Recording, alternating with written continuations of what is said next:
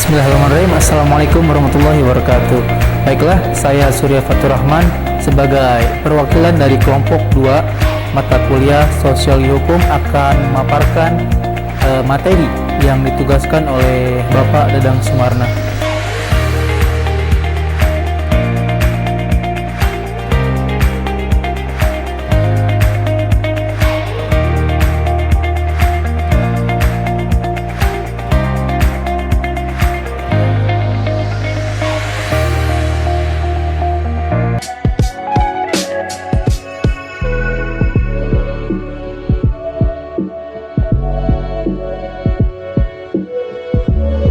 Sosiologi hukum merupakan ilmu yang berdiri sendiri, yaitu merupakan ilmu sosial yang mana pengetahuannya mempelajari mengenai tentang manusia dan sesamanya, yakni kehidupan sosial ataupun pergaulan hidup. Singkatnya, ilmu sosiologi hukum merupakan suatu ilmu yang mempelajari masyarakat, khususnya gejala hukum di masyarakat. Pergaulan hidup manusia diatur oleh berbagai macam kaidah ataupun norma yang pada hakikatnya bertujuan untuk menghasilkan kehidupan bersama dan tertib. Kaidah merupakan patokan dan pedoman yang mana pada hal ini kaidah merupakan suatu patokan ataupun pedoman perihal tingkah laku ataupun kelakuan yang dihadapkan kepada setiap masyarakat, yang mana perilaku itu memerlukan adanya suatu mekanisme pengendaraan sosial agar selalu berjalan dengan tertib. Maka dari sinilah kita akan mempelajari mengenai sosiologi hukum, karena seperti yang saya sebutkan tadi, sosiologi hukum itu mempelajari mengenai tingkah laku manusia, pola kehidupan manusia. Maka dari sosiologi hukum inilah kita mempelajari hal-hal tersebut, yang mana di kemudian hari bisa kita implementasikan dari kehidupan sosial bermasyarakat kita ini, yang mana kita bisa mempelajari mengenai pola tingkah laku sosial di tengah masyarakat dan lain-lain. Yang dimaksud dengan mekanisme pengendalian sosial, di sosiologi hukum kita juga mempelajari mengenai mekanisme pengendalian sosial. Apa yang disebut sebagai mekanisme pengendalian sosial? Mekanisme pengendalian sosial ialah segala sesuatu yang dilakukan untuk melaksanakan proses yang direncanakan maupun yang tidak direncanakan, untuk mendidik, mengajak, bahkan bisa juga dipergunakan untuk memaksa warga agar mau ikut dengan kita.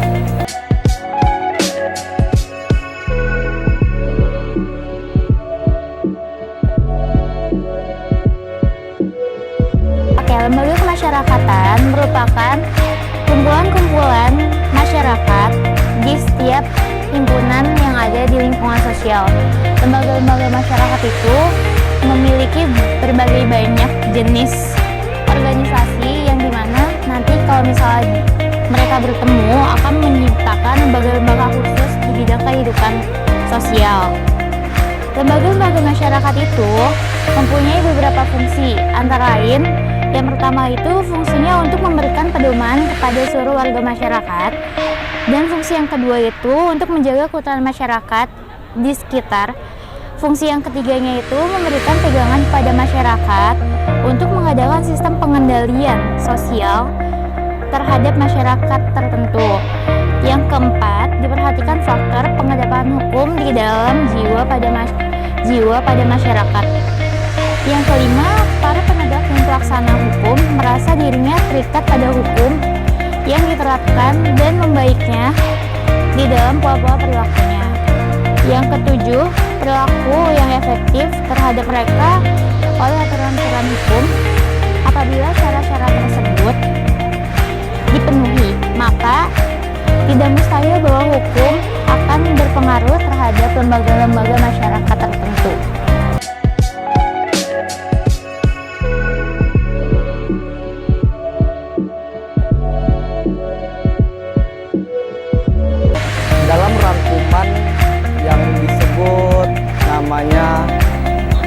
lapisan-lapisan sosial. Apa sih lapisan-lapisan sosial? Lalu serta juga di dalam lapisan-lapisan sosial itu ada yang namanya kekuasaan dan hukum gitu. So, kita akan langsung menjelaskan saja. Jadi, lapisan-lapisan sosial, kekuasaan dan hukum adalah kekuasaan yang selalu ada di dalam setiap masyarakat, baik yang masih sederhana maupun yang sudah kompleks susunannya. Akan tetapi, walaupun selalu ada kekuasaan tadi, tidak dapat dibagi rata kepada semua warga masyarakat. Justru karena pembagian yang tidak merata tadi timbul makna yang pokok dari kekuasaan, yaitu kemampuan untuk mempengaruhi pihak lain menurut kehendak yang ada pada pemegang kekuasaan. Jadi, adanya kekuasaan tergantung dari hubungan antara yang berkuasa dengan yang dikuasai, atau dengan perkataan lain, antara pihak yang memiliki kemampuan untuk melancarkan pengaruh dan pihak lain yang menerima pengaruh itu dengan rel atau karena terpaksa. Selanjutnya, apabila kekuasaan itu dijelmakan pada diri seseorang, maka biasanya orang itu dinamakan pemimpin. Dan mereka yang menerima pengaruh-pengaruhnya adalah pengikut-pengikutnya, follower mungkin. Bedanya antara kekuasaan dan wewenang, authority, adalah bahwa setiap kemampuan untuk mempengaruhi pihak lain dapat dinamakan kekuasaan. Sedangkan wewenang adalah kekuasaan yang ada pada seseorang atau sekelompok orang atau organisasi yang mempunyai dukungan atau mendapat pengakuan dari masyarakat. Apabila kekuasaan dihubungkan dengan hukum, maka paling sedikit dua hal yang menonjol, yaitu pertama-tama bahwa pembentuk, penegak maupun pelaksana hukum adalah para warga masyarakat yang mempunyai kedudukan atau disebut dibilang suhu atau dibilang kepala adat, ketua RT, baik ketua DPRD, baik presiden.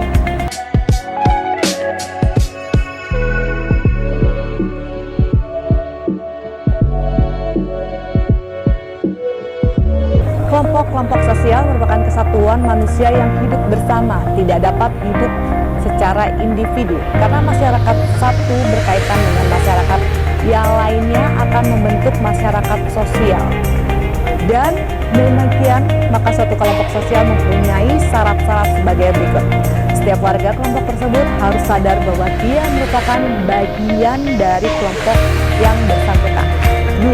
Adanya hubungan timbal balik antara warga yang satu dengan warga yang lainnya, saling berinteraksi satu sama lain karena mempunyai warna yang sama, tujuan yang sama, serta bahkan politik yang sama.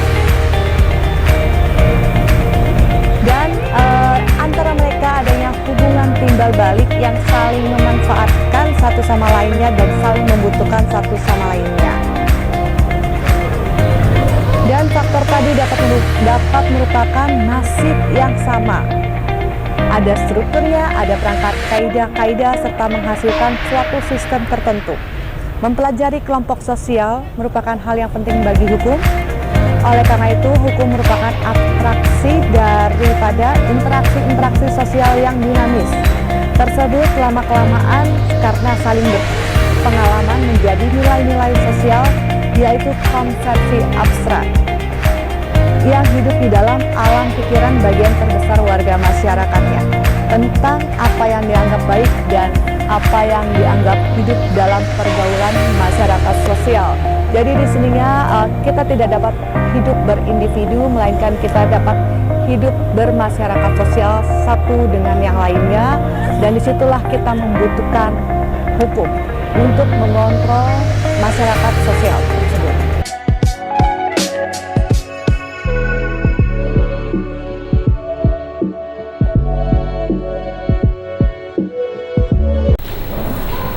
Kelompok-kelompok sosial merupakan kesatuan-kesatuan manusia yang hidup bersama.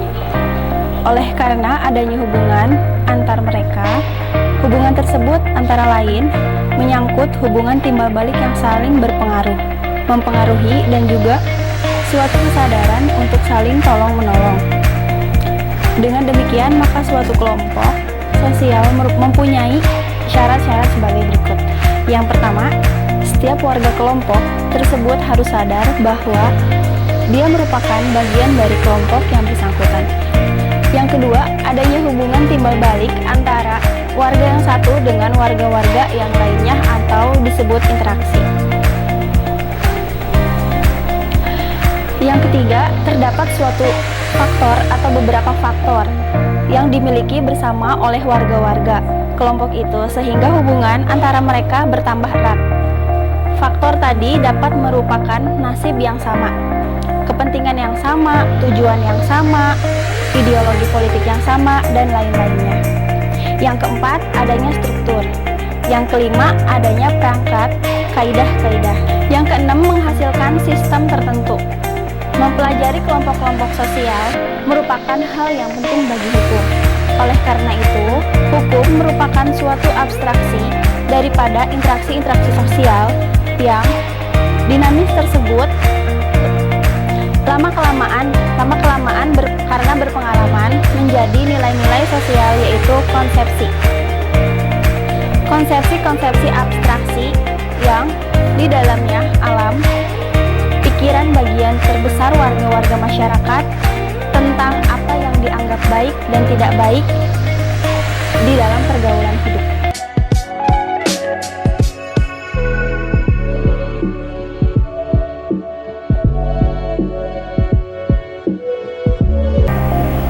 Ada 3 konsep yang bisa digunakan dalam menjelaskan hubungan antara hukum dan struktur sosial. Pendapat pertama itu dari Emil Durkheim. Menurut Emil, masyarakat terikat oleh adanya solidaritas di antara anggota masyarakatnya. Emil menjelaskan tentang perkembangan masyarakat yang berbeda-beda.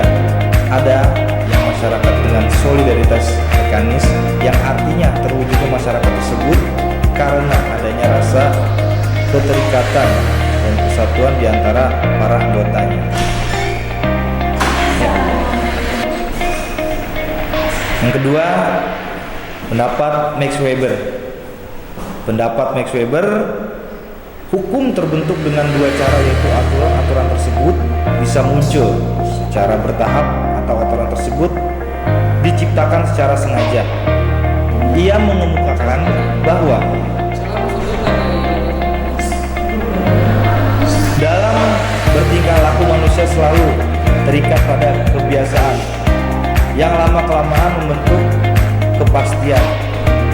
Max Weber membedakan hukum formal dan hukum substansial. Pendapat ketiga yaitu dari Gianfranco. Pendapat yang ketiga yaitu adalah dari Gianfranco. Gianfranco Foggi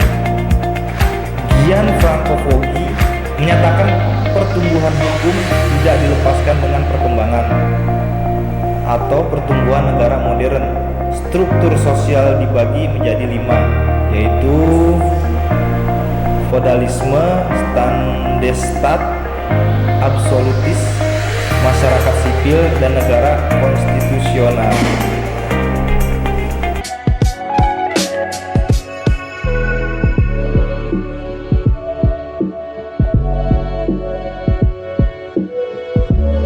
Hukum dan struktur sosial memiliki hubungan yang erat. Hal ini dikarenakan struktur sosial merupakan tempat di mana hukum itu berlaku.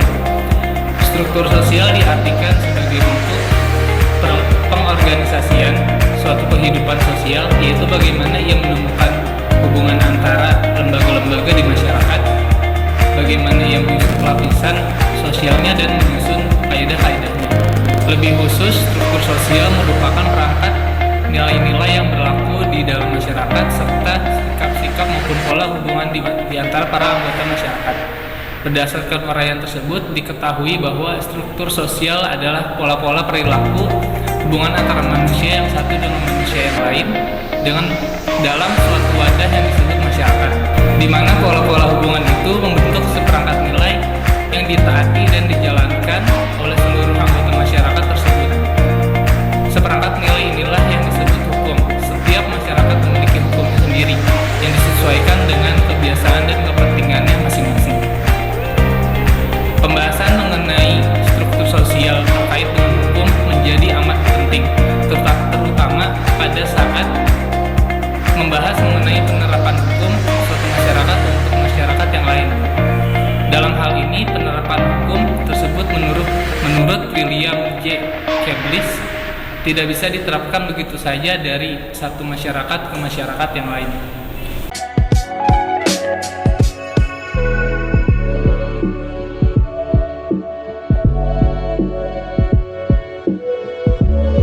Ciri-ciri struktur sosial. Pertama, selalu berkembang dan dapat berubah, di mana seperti yang kita ketahui sendiri bahwa seseorang yang berada dalam suatu tingkatan atau kelompok sosial tertentu dapat mengalami perubahan baik itu naik maupun turun, seperti yang terjadi pada kelas sosial seseorang yang selalu mengalami perubahan seiring berjalannya waktu.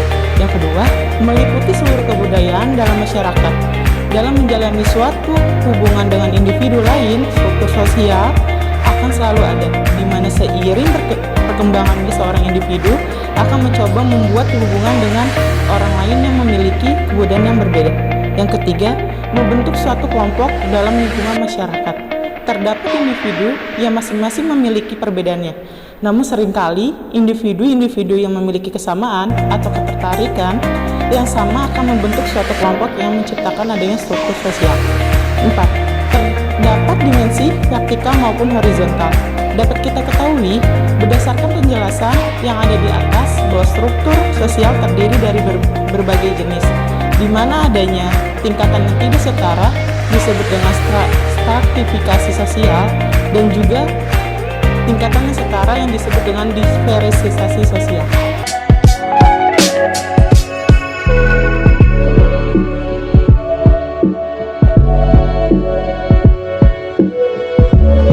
Fungsi struktur sosial.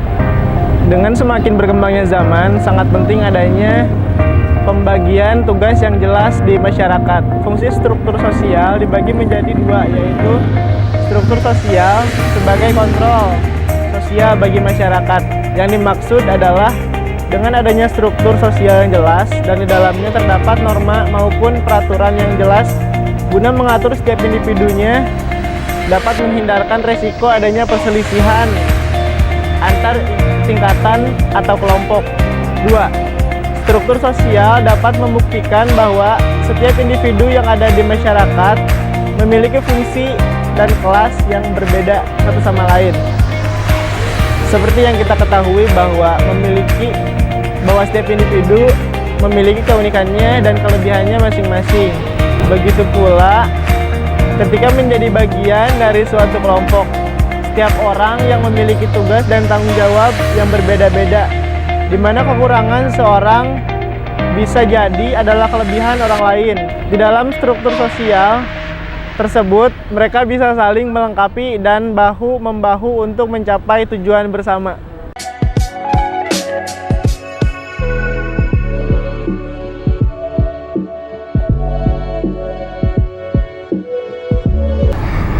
Struktur sosial dibedakan menjadi 5 jenis. Berikut adalah 5 jenis struktur sosial yang saya akan bacakan. Yang pertama ada struktur sosial secara kaku atau luas. Struktur sosial kaku atau luas, struktur sosial ini memiliki pola susun yang memiliki kemungkinan untuk berubah sewaktu-waktu. Yang kedua ada struktur sosial formal dan informal. Struktur sosial formal ini diakui oleh pihak yang bertanggung jawab dan diatur berdasarkan hukum yang berlaku. Sedangkan struktur sosial informal adalah struktur sosial yang tidak diakui oleh pihak yang bertanggung jawab dan tidak adanya hukum, namun dalam kehidupan masyarakat tetap digunakan. Yang ketiga ada struktur sosial secara homogen, dan struktur homogen merupakan struktur sosial yang di dalamnya memiliki pengaruh atau kedudukan yang sama di dunia luar yang ada. Sedangkan struktur sosial heterogen merupakan jenis struktur sosial yang unsur di dalamnya memiliki pengaruh atau berbeda terhadap dunia luar yang ada. Yang keempat, struktur sosial mekanisme dan statis. Struktur sosial mekanisme merupakan struktur sosial yang menuntut adanya persamaan posisi bagi seluruh anggota yang ada di dalamnya suatu kelompok agar fungsinya dapat berjalan dengan baik. Sedangkan struktur sosial secara sistatis adalah struktur sosial yang jenis struktur sosialnya dapat berjalan dengan baik jika setiap anggota di dalamnya sebuah kelompok telah terpenuhi terlebih dahulu. Yang terakhir atau yang kelima adalah struktur sosial atas dan bawah. Struktur atas adalah struktur yang dikuasai atau dipegang oleh atau golongan yang berwenang. Pihak tersebut memegang kendali seperti di bidang ekonomi, politik, sosial budaya yang ada. Sedangkan struktur sosial bawah merupakan jenis struktur sosial yang bisa ditempati oleh pihak maupun golongan masyarakat bawah yang memiliki taraf hidup yang lebih rendah.